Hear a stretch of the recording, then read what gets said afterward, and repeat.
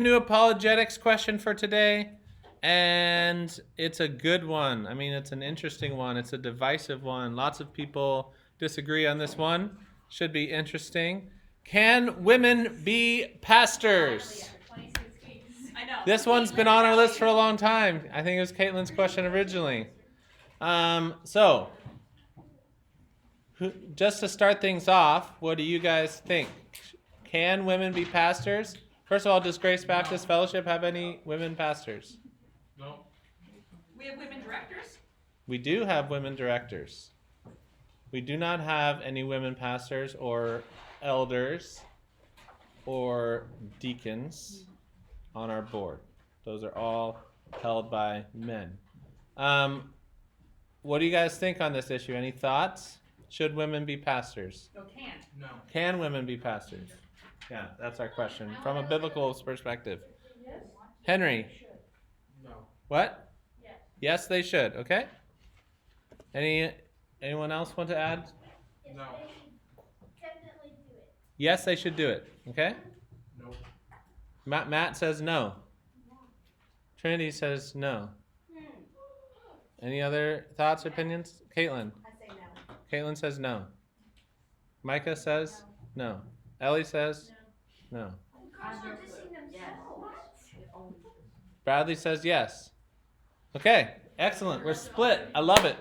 Okay, so what we're going to do today, first of all, is define our terms. What is a pastor? What are we talking about with a pastor? And then we're going to look at what Scripture says, because we are asking tough questions in this series and go into the Bible for our answers. We're not just like answering with what feels right or what our culture is saying, but we're going to the Bible for our answers. So, first of all, to define our term, we can define pastor as a noun and as a verb, okay?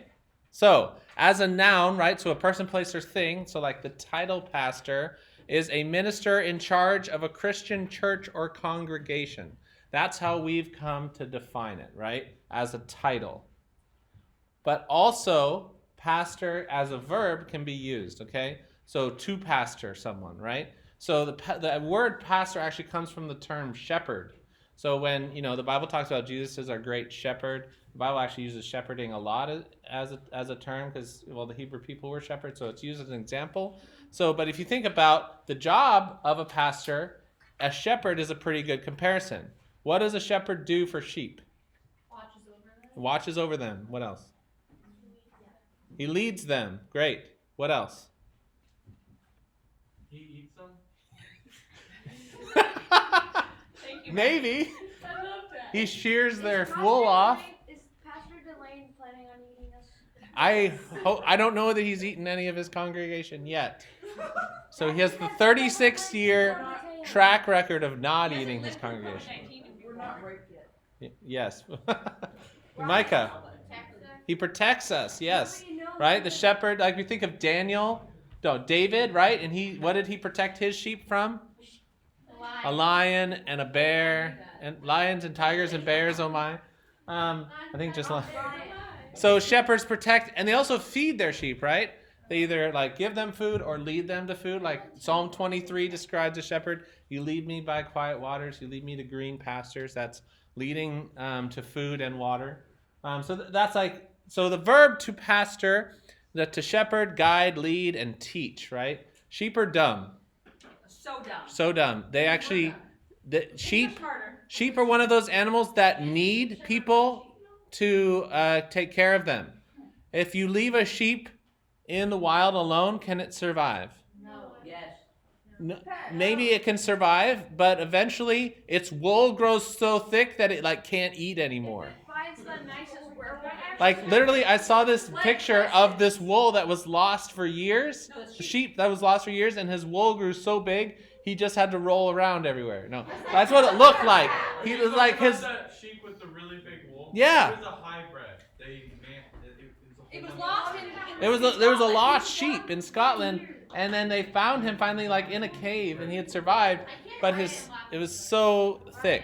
So I know why no one's ever caught Pastor Delane eating someone. why? Because no one's lived to tell the tale. Oh yeah, maybe. Okay. Anyway, shepherds are like pastors, okay? So, but mainly, so we're going to dig into this. So, So question, do you think that our question could be different whether we're talking about a noun pastor or a verb pastor? Do you think that makes a difference and we ask if women should be pastors? Yes. No. Yes. Yes. So the verb to pastor, do you think a woman could do some of those things like shepherding and leading and guiding and teaching? Yes. Um, we'll get into that. So I think there is a bit of a difference there. So here's our challenges. Here's why this question matters and why this question is a challenging question. Okay? Here's some of the things. So we'll get to the biblical command, but is the biblical command based on culture, and hasn't our culture changed? So that's one of the challenges to the biblical command of women shouldn't be pastors. The Bible does say that.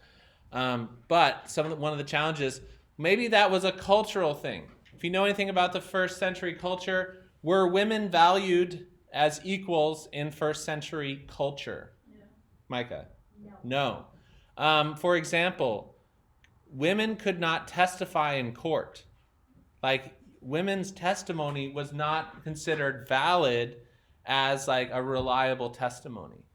Okay? So that tells you something that they like. Could women own property and stuff? I don't know. I don't know about other stuff. Well, Prop 31 woman bought property. Yeah, I was just thinking about that. So there's women were like second-class society then. Our society has changed, right? In that women's testimony equal to a man. Women can vote. All those things. But was America always that way?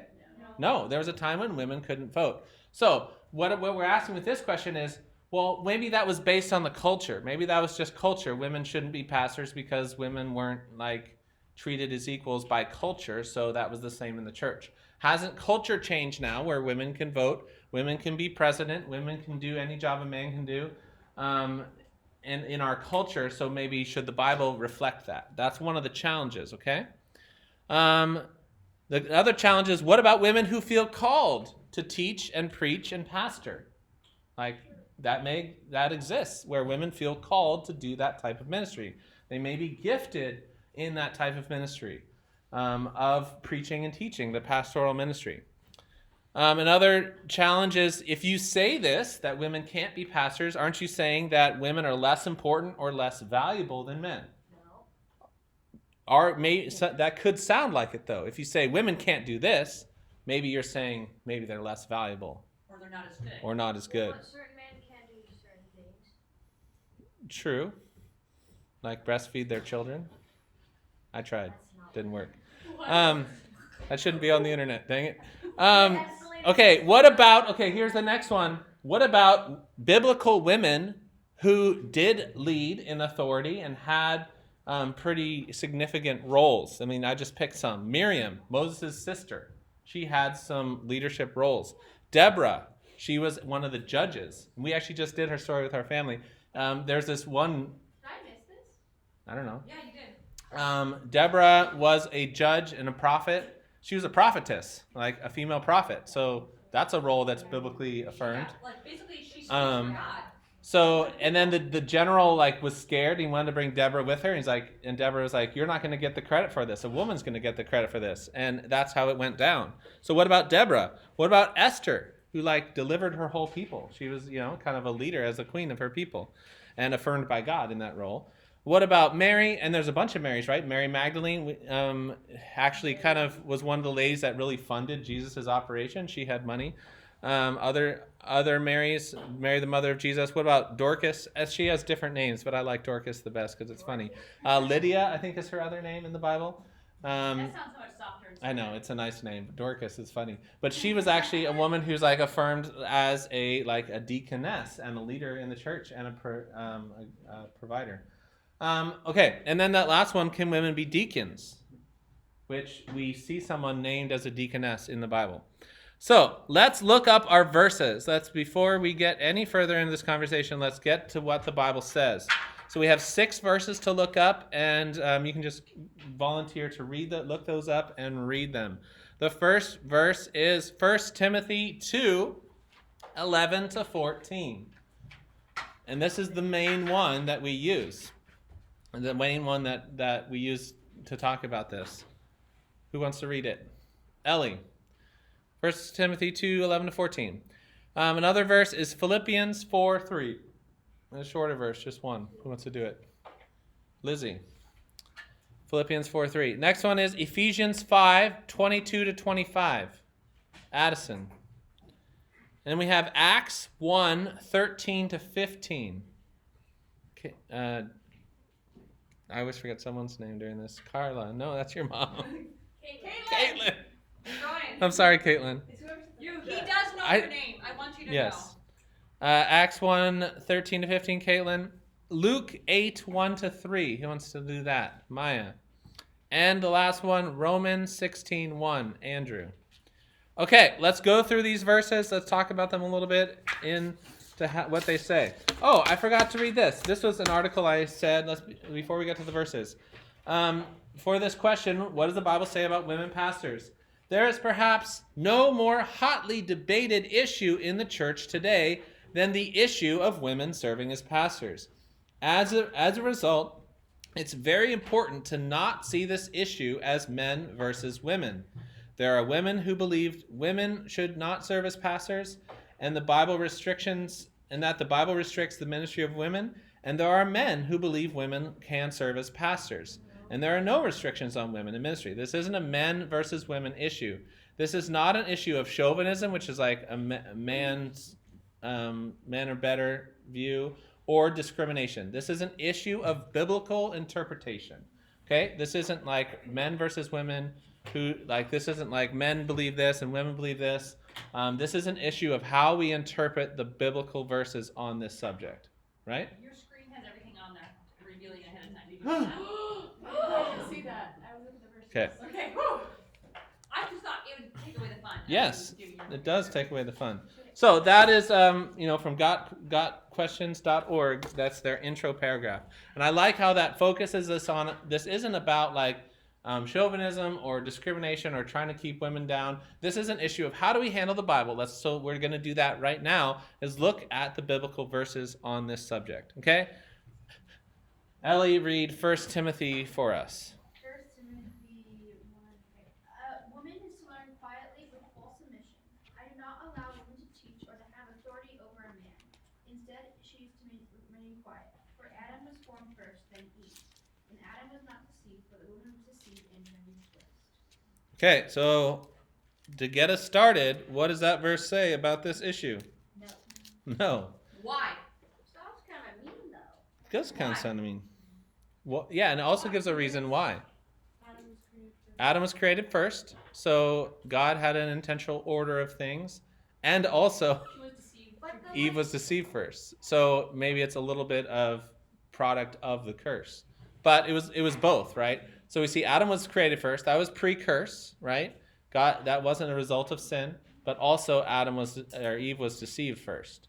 So there is a natural order of things, and maybe possibly connected to carrying the blame for eating the apple first. Yeah, Lizzie. Well, the animals were created before Adam. Right. But then Adam was put in authority over the animals. Good point. I guess the son was created before Adam too. Yeah. Technically, Adam sinned first. Did he? There was no law against animals.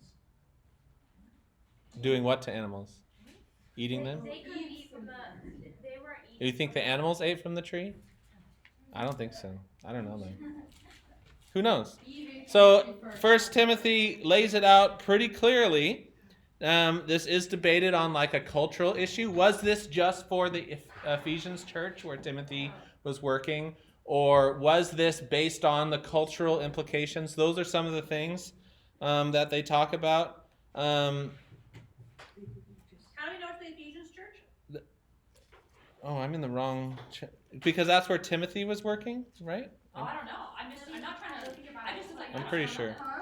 I'm pretty sure that's a church that Timothy was in. To Timothy, Right. and he's a leader somewhere. Right. I'm just curious where. So the question is, was it just for the congregation that Timothy was working in?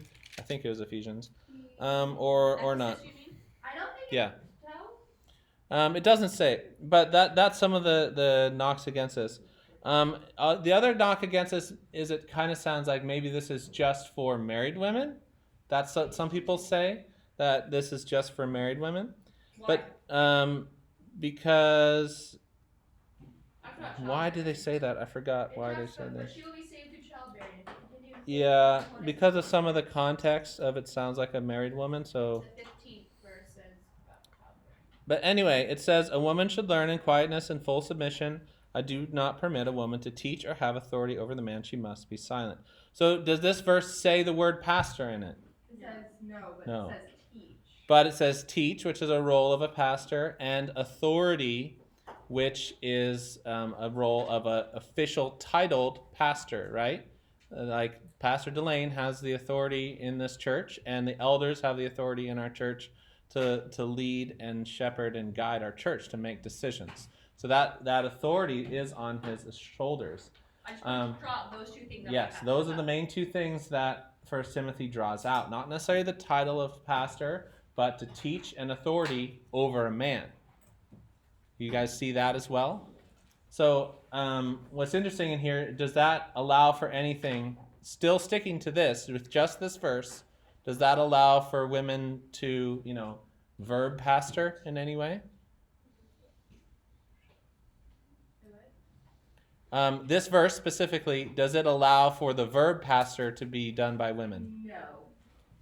Wait. Well, over men. Over men, right? could So, it can a be woman kids? be a women's pastor? For only women. Or should Or a learn? children's pastor? Yes. So that's some of the things that we're seeing. This is specifically, women shouldn't have that authority like over the whole church, which would include men. They could have that role within like a specific ministry. But it's interesting, often like we choose not to give that title of pastor, but it doesn't necessarily say that title pastor. The main thing is the teaching and authority. It's those two parts of pastoring that would be restricted from women. Yes? So could they be a youth pastor? Yes. Yeah. You're not over men, yeah. It depends on how you look at it. That's interesting. I have women youth pastor friends. Some people view it as no, it's not a good idea because the woman would be leading the other male leaders who are men and adults. And sometimes there's kids in your youth group that are 18. I don't know. How do you define men or age of men? So it's a little bit gray as a youth pastor, but a lot of churches do allow women youth Because pastors. they think of students as 'Cause really you're- not adults. You're pastoring, shepherding children, and youth up till high school are still technically children. So a lot of times, yes. Some churches still no, though. They would say, oh, they're still in leadership, pastoral leadership, over like the male leaders in the youth group kind of thing. That's how they would hold it back. Anyway, let's keep going through our verses. Who had Philippians 4:3? Lizzie. Yes, I ask you also, true companion, help these ones who have labored side by side with me in the gospel, together with Clement and the rest of my fellow workers, whose names are in the book of life. Okay, so this verse is Paul talking, and what does he say about women around him? They have been working with the gospel at his side. Yes, they've been laboring in the gospel at his side. So what does that sound like into this issue? Yes. Yes, they were. So Paul is saying that women were working alongside him in the gospel, doing the work of ministry, and their names are written in the book of life, right? Like, so they're equals in that way, right? Yes. I feel like it has something to do with the first disciples as well. Yeah. They were all men. The 12 apostles were all men. The lower D, not like capital D, disciple or apostle, there would have been women in the larger group of disciples. The 12 apostles were all men, but there were definitely women among the followers of Jesus, the disciples, greater than the 12 of Jesus. But yes, restricted Like to that men. Jesus chose 12 men. Jesus chose 12 men to be apostles. Good insight there. So I guess Philippians would show us that women are absolutely affirmed in their work in the gospel and names being written in the book of life. They worked along Paul, and he affirmed their work. Okay, let's keep going. Ephesians 5:22-25. Who had that? Me. Addie.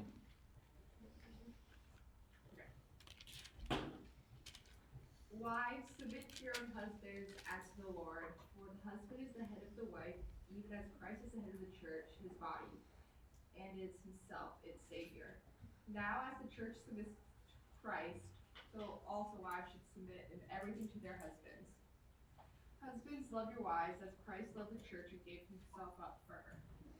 Cool. So this is, more describing the role within the family, but it does also put that headship role on the man to lead in the home and within the family, and that wives should be submissive to their husbands.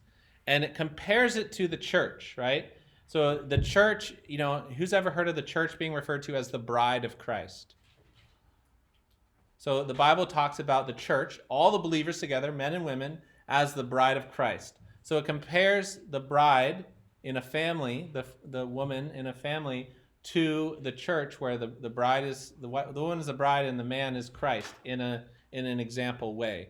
And so it describes that role. Like, would we ever say that we are greater than Jesus? The church is greater than Jesus? No. So we're the church, and Christ is our groom, and he is our leader. And so it compares that relationship, how it should be similar. But Christ also invites us to be, God's children. He invites us in an amazing way as like equals to the kingdom, and he also gave himself for us and sacrificed for us, right? So in the same way, husbands should love their wives and give themselves up for them. So this is an example that gives us a picture, not specifically to pastoring, but into the family role, which would carry over into the church leadership role. And actually the church is compared to the family role. Any other questions on that? We could spend a whole week on submission and marital roles in a marriage and family relationship too. That'd be a good question. Okay, Acts 1:13-15. I forget what this one is about. I put it in. It makes sense. Who wants to read this one? Oh yeah, Caitlin. Not who wants to. Who had it? Caitlin did. And when they had entered, they went up to the upper room where they were staying. Peter and John and James and Andrew, Philip and Thomas, Bartholomew and Matthew, James the son of Alphaeus, and Simon the Zealot, and Judas the son of James. All these, with one accord, were devoting themselves to prayer, together with the women and Mary, the mother of Jesus, and his brothers. Okay, so why do you think I chose this one? I remember now. There's another verse. Is it 15? No, she got it. I have through 15. Oh. Mary was praying. It says, in those days, Peter stood up among Oh yeah, a number of 120. I did include that for the number 120. Why do you think this verse is significant to this issue? Yes. Because they were all praying with Mary, I guess. Yeah. So it lists the disciples, the apostles that you mentioned, and then also lists the women and Mary, and it puts them, they all join together constantly in prayer, right? Along with the women. So they were there in prayer. It's not a second-class citizen type role just because there are women. They're excluded from something. They're alongside consistently in prayer. There wasn't a hierarchy of you're better and you're lesser in that very first church, right? Can I raise my hand? Yes. When we went to Israel, and there's the Wailing Wall. The Wailing Oh, Wall good- is that good wall insight. underneath the Temple Mount where Solomon, right, built the temple. Yeah. Okay, and the Jews want to be close to God. The Jews don't believe in the Messiah, right? So they believe that God was going to come down in the temple and dwell in the temple, and they want to be close to God. But they can't get to the temple anymore because the Muslims own it. So they go to the ground underneath it called the Wailing Wall. And there was two sides to the Wailing Wall. Which two sides were they? What was on each side? Men and women. Men and women. So the men and the women had to pray separately. Think about we talked about second-class citizens in the Bible times. Women were different. But here, how cool is that? And there was a long time where women couldn't even go to the Wailing Wall. And then they opened up a section for women. So I went to the Wailing Wall on the women's side. It was just Brian and I and Jason Matthews that night. So you guys went to the men's side, and I went to the women's side all alone. And I was just among all these Jewish people. And they had their Bibles open with their Hebrew. Reading the Psalms and It prayers. was crazy. It was just so interesting. And so here's just a cool thing. Right. So right away, Jesus and the disciples. this would have been like we read it like, oh, the women were there praying. That doesn't seem strange to us, but that would have been very significant for that day, right, and for there's that women's culture. courts and males courts. Didn't God design that in the Old Testament? Wasn't think there a so. women's court? There was a Gentile court and a Hebrew court. We Yeah. have a study of the tabernacle. And I think there was a male. I think there were separate courts for women and men to come and worship. Yeah. Addison. I want to point something out. In Ellie's translation, it says in verse 15, it says that. In those days, Peter stood up among the brothers and sisters. And mine only says that Peter stood up among the brothers. Right. So a lot of times the Bible will refer to in a masculine term, but it's a general like, hey, you guys, like kind of how we use hey, you guys would refer to women too. And so some Bible translators choose to break that out into brothers and sisters. But the original would have said the word for brothers alone, It means like, but included women. like brethren. You guys know like there's a brethren churches. Yeah. It means like family, and it means like Yeah. the people of belonging to God. It doesn't mean just boys. Okay, we have 2 more verses to read. We need to get through it. Yeah. Luke 8. Sorry. Maya had Luke 8, 1-3. Soon afterward, he went on through cities and villages, proclaiming and bringing the good news of the kingdom of God.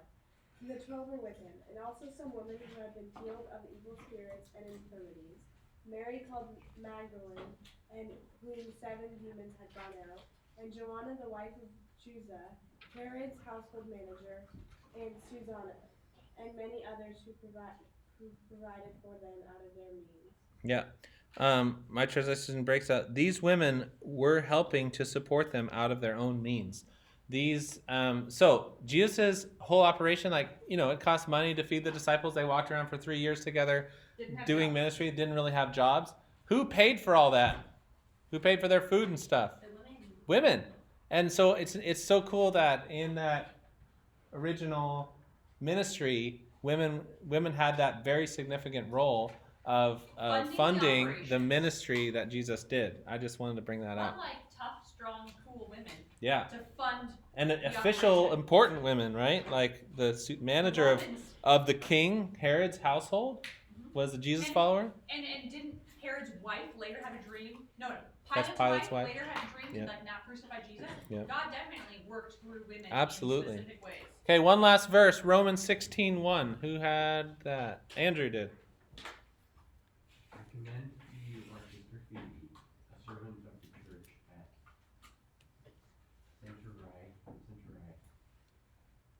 Centurai. It's okay, keep going, you're good. I just had this one. Oh. Oh yeah. So that verse, your verse translates it servant. Does anyone else's translate it differently? Romans 16:1. I commend to you our sister Phoebe, a servant of the church in Centrea. Yeah, I have a thing that on the bottom that has a little letter, and it told me to read the bottom. Do you guys have any of those letters? So there's a footnote probably. And what does the footnote say that servant could also be translated? Deacon, deaconess, minister, or porter. Yeah. So that is the same word used as deacon. Some Bibles choose to translate it servant, but it is there are deaconesses in the Bible. So if you think about the role of elder and deacon, how do they differ? I don't know if you've ever studied 1 Timothy and how they separate out elders and deacons. Any guesses to how the role of an elder and a deacon differ? We have elders and deacons in our church. Raise your hand if your dad has ever been on the elder or deacon board here. Andrew, Caitlin, Maya, your dad has. I'm trying to think. Those would be the experiences. No, I don't think your dad has that. No. So an elder and a deacon mainly divide on one issue, and that is teaching. Okay?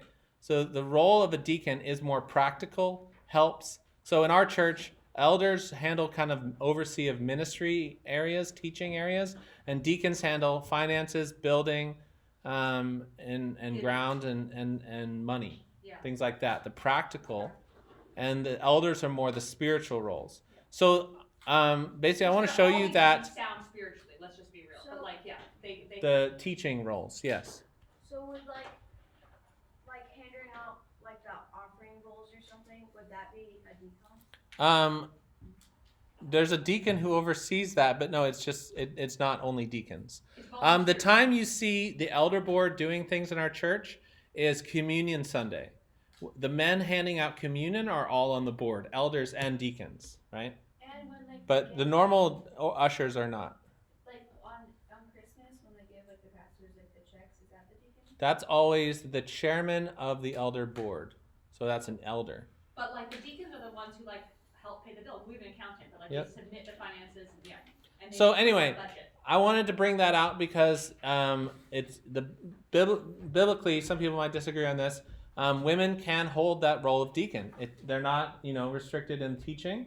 Some people might say it's an authority role, but I think there's women in our church who are kind of deaconesses without being the deacon. So we have a women's ministry board. The women on that board would function as kind of a deacon board for women's ministry. We don't give them that title. We have, directors. We have a director. We have a female director. We have two female directors of ministry. One has nursery, Patty Ossing, and one Heidi Slagle oversees our choir. That's what I was gonna say. Yeah, so we have two women directors in our church, but we don't have women on our board, and we don't have women who have the title pastor. I was gonna say, Carrie Lee doesn't have a title because she chooses. No, to but be Carrie a Lee could volunteer. definitely be like the children's ministry director, but she chooses not to have that title or pay. Right. So, short answer and why. We need to get there. What do you guys think? Let's go back again. Should women be pastors? Can women be pastors? Who thinks yes, they can be pastors? Okay? Who thinks no, they should not be pastors? I'm not even voting. You don't have to vote. Those of you who said yes, do you want to clarify that at all? Why do you think women should be pastors? In every case? Well, Or not? I think they should be pastors because they should have the right to do it. Okay. That's all right. So I would hold to no, they should not hold specifically the official title of pastor over men. That authority and teaching over men, I would hold to does apply. So I say the Bible tells us that women cannot preach and be pastors, but they play an important role in the success of the church and are equal in value. They are equal image bearers, and God has chosen different roles for men and women in the church and in family.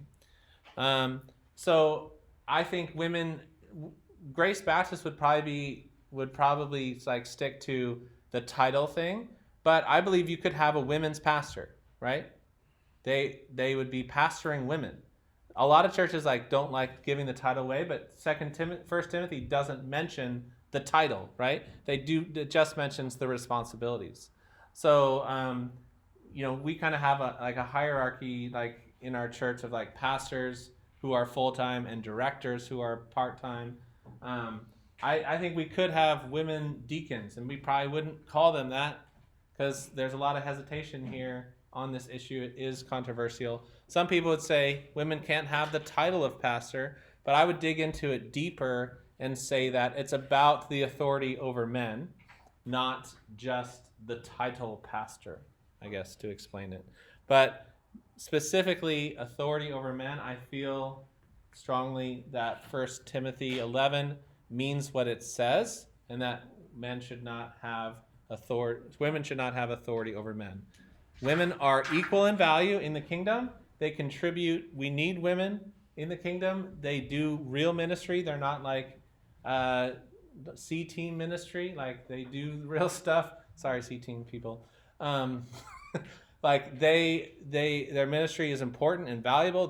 The way they can bring the kingdom and use their gifts and the way God has gifted them is absolutely and critically important. And they are equal in bearing the image of God. We could have looked up Genesis 3, right? Or Genesis 2, when it says God made man and women in his image. Both men and women came out of the image of God, not just men and then women are made in man's image. It's not that way. If we think about how Eve was created out of man, men and women were both given full image bearing. They're not second-class citizens. Yes?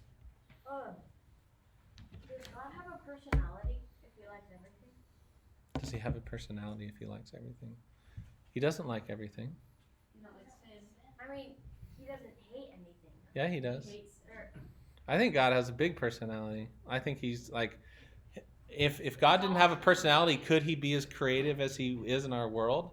Like he could just make, like, we don't need like 30 different species of bugs and like. He has infinite power, so he's infinitely creative. Yeah, I think he has an infinite personality that we'll always get to know, right? Last night I was watching videos on Moab, Utah, and the Arches National Park because we're gonna go camping there, and I was just like, why in the world did God create this? Like, this is just the most crazy structures. Just suddenly out of the earth, these tall, orange red rocks with arches. Like, God chose to be creative and Yeah. make beautiful, different things. I'm blown away. I also think, I don't know exactly, but I think in heaven, like the Bible talks about how marriage, we won't be like bound to marriage anymore. I almost think that like hierarchy, head of the household structure will go away and we'll all be the bride of Christ and Christ will be our head and men and women won't have that breakdown of the head and the submission. I see that as tied to the fall and sin too. You know how it talks about like Eve was created second and she was the one who fell. So some of that authority headship is God established that for this earth. yeah, and when like he said like what The the curse was like Yeah. will, Desire. will desire to Yes. have his position in the house. Yes. Whatever. So that desire, that's great. We could have brought that up too. The curse is that, you know, women to desire that role that God has decided is not for them right now. And so that's why we see a lot of tension in here, and we will always see a lot of tension in here because of the curse. So I do think it will kind of go away in heaven, and that we will be the church together, and there won't be that submission role anymore, and we'll be Right. more equal. Genesis 3:16, and to the woman, God says, I will greatly increase your pains in childbearing. With pain, you will give birth to children. Your desire will be for your husband, and he will rule over you. Yeah. I just Yeah. put that in the back. So that was a good one. Thanks.